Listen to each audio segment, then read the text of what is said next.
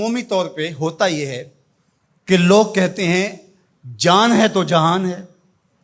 جان اور جہان کا فلسفہ ہم بچپن سے سنتے آئے ہیں. لوگ کہتے ہیں جائیداد چھوڑ دو، فلاں چھوڑ دو، فلاں چھوڑ دو، نظریات پر بھی کمپرومائز کر لیتے ہیں. جب جان نہیں ہے تو پھر باقی کیا؟ جان ہے تو جہان ہے. اس فلسفے کو حسین ابن علی نے بدل کے رکھ دیا کہ جان ہے تو جہان ہے. حسین نے بتایا جان نہیں ہے پھر بھی پوری کائنات تیری ہے. لوگ یہ کہتے ہیں کہ اگر لٹ گئے تو پھر سب کچھ برباد ہوگا. حسین نے یہ فلسفہ دیا لٹ کے ہی تو آباد ہوا جاتا ہے. یزید سب کچھ بچا کے بھی نہ بچ سکا، حسین سب کچھ کٹا کے بھی زندہ و جاوید رہا. یہ فلسفہ دیا سب کچھ کٹ جائے، سر نیزے کی نوک پہ بھی چڑھ جائے، خاندان کی لاشیں بکھری پڑی ہوں اور گھوڑوں کے ٹاپوں تلے روندی جائیں، کفن بھی کھینچ لیے جائیں، خیموں کو بھی آگ لگا دی جائے، لیکن سر شہیداں پھر بھی نیزوں پہ بلند ہی رہے گا، اونچا ہی رہے گا. یہ فلسفہ حسین ابن علی نے. یہ سر جھکنے کے لیے نہیں ہے، یہ سر اوپر بلند ہونے کے لیے. اور میں ایک بات کہا کرتا ہوں، لوگ سر بچانے کے لیے ہاتھ دے دیتے ہیں، ظالم کے ہاتھوں میں ہاتھ دے دیتے ہیں کہ سر بچ جائے.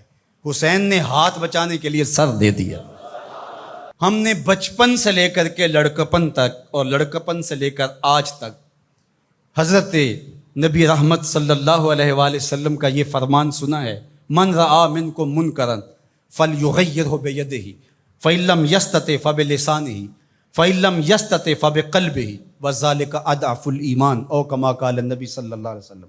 تم میں سے اگر کوئی برائی کو دیکھے تو وہ ہاتھ سے روکے، ہاتھ سے نہیں روک سکتا تو زبان سے روکے، اور زبان سے بھی نہیں روک سکتا تو کم از کم دل سے برا جانے. اور یہ سب سے کمزور ترین ایمان کا مرتبہ تھا. جو لوگ کہتے ہیں امام حسین کربلا میں کیوں گئے، میں انہیں کہتا ہوں امام حسین حضور کی گود کے پالے ہوئے تھے، کمزور ایمان والے نہیں تھے کہ دل میں ہی کڑتے رہتے اور ظلم کو اور جبر کو اور زیادتی کو اور ناانصافی کو ہاتھ اور زبان سے نہ روکتے. حضرت امام حسین کے خطبے دیکھ لیجئے، قدم قدم پہ خطبے دیے. محمد بن حنفیہ کے نام جو آپ نے وصیت نامہ لکھا، آپ نے فرمایا انی لم اخرج عاشرا ولا بطرا ولا مفسدا ولا ظالما، میں سیر سپاٹے کے لیے نہیں جا رہا اور نہ ہی میں اپنی کسی خواہش کی تکمیل کے لیے جا رہا ہوں. میرے اہداف میں، میری خواہشات کے کسی گوشے میں یہ موجود نہیں ہے کہ میں تخت و تاج حاصل کر لوں گا. انما خرجت لطلب الاصلاح فی امت جدی، میں اپنے دادا کی امت کی اصلاح کے لیے جا رہا ہوں. ارید ان آمر بالمعروف وانہی عن المنکر، میں امر بالمعروف اور نہی عن المنکر کے جذبوں سے مالا مال ہو کے میں اس سفر کو اختیار کر رہا ہوں. جب شریعت کا مذاق اڑایا جا رہا ہے، شریعت کی شکل بدلی جا رہی ہے، خلافت کا رشتہ قرآن سے ٹوٹ گیا ہے اور ایک نئی صورت دین کو دی جا رہی ہے، اور جو اس سانچے میں ڈھل کے دین نکلے گا وہ محمد عربی کا دین نہیں ہوگا، جو طائف کے بازاروں سے لے کے مکے کی گلیوں تک، احد سے لے کر غزوہ حنین تک حضور نے خود اور اپنے اصحاب کو تکلیف میں ڈال کے جو دین دیا، جو امت تشکیل دی.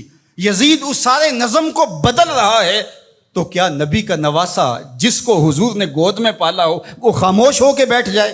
کہا حسین ایسا نہیں ہونے دے گا، اور اس کی جو بھی قیمت ادا کرنا پڑی حسین وہ قیمت ادا کرے گا. اور پھر اس کی قیمت چھوٹی نہیں تھی جو ادا کرنا پڑی.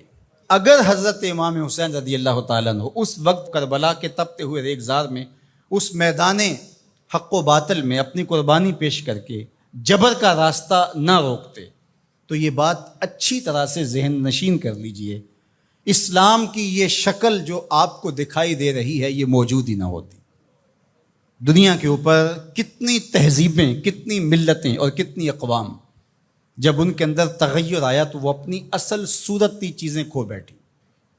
دنیا کے اوپر کتنے مذاہب، یہودیت کی شکل دیکھ لیجئے، کیا یہ وہی صورت ہے جو حضرت موسیٰ لے کر آئے؟ عیسائیت کی شکل دیکھ لیجئے، کیا یہ وہی صورت ہے جو حضرت عیسیٰ لے کر کے آئے؟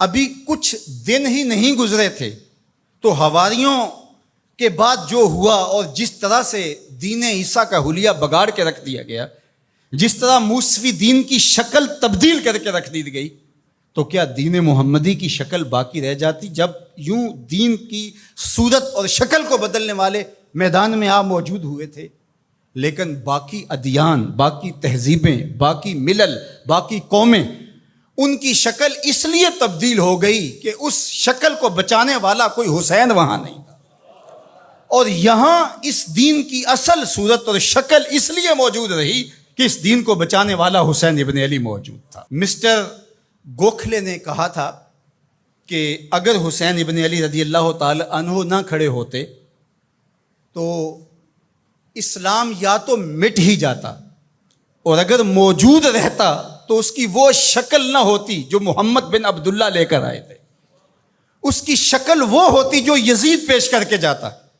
لیکن حسین ابن علی کی قربانی، ان کی نہضت کی وجہ سے، ان کے قیام کی وجہ سے، ان کے کھڑا ہو جانے کی وجہ سے 14 صدیاں گزرنے کے بعد آج بھی وہی اسلام ہے جو آمنہ کا لال دے کے گیا تھا۔ یہ حسین ابن علی کا کام ہے جو حسین نے کیا۔ اس لیے حضور نے ناز کیا حسین پر، کہا کہ حسین منی و انا من حسین، حسین مجھ سے ہے اور میں حسین سے ہوں۔ یہ مجھ سے ہے کہ میری بیٹی کا بیٹا ہے، میری نسل ہے، میرا نسب ہے، میں حسین سے ہوں، قیامت تک میرے دین کا جھنڈا جھولتا رہے گا، تو اس کی بنیادوں میں لہو حسین ابن علی کا۔ حضرت امام حسین رضی اللہ تعالی عنہ نے ایک بات کہی تھی جب بیعت کا آپ سے مطالبہ کیا گیا، تو آپ نے یہ نہیں کہا کہ میں یزید کی بیعت نہیں کرتا، بلکہ آپ کا جملہ تاریخ ساز ہے، بڑے لوگوں کا کلام بھی بڑا ہوتا ہے اور حکمت کے نور سے بھرا ہوا ہوتا ہے، قیامت تک ایک نسب العین دینا تھا۔ یہ نہیں کہا کہ حسین ابن علی یزید کی بیعت نہیں کرے گا، بلکہ کہا مثلی لا یبایع مثلہ، میرے جیسا اس جیسے کی بیعت کیسے کر سکتا ہے؟